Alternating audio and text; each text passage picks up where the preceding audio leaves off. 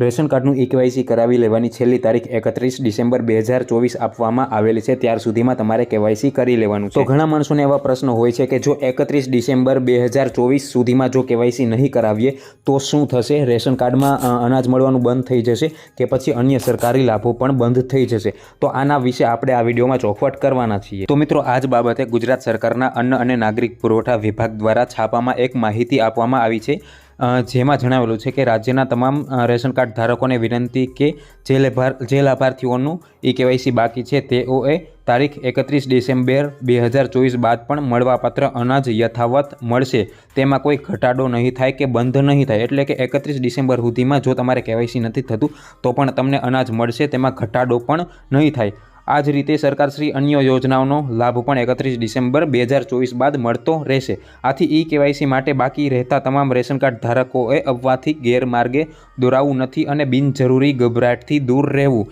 એટલે કે કોઈ ચિંતા કરવા જેવી વાત નથી। રેશન પુરવઠો પણ મળશે અને સરકારી યોજનાઓનો લાભ પણ મળશે।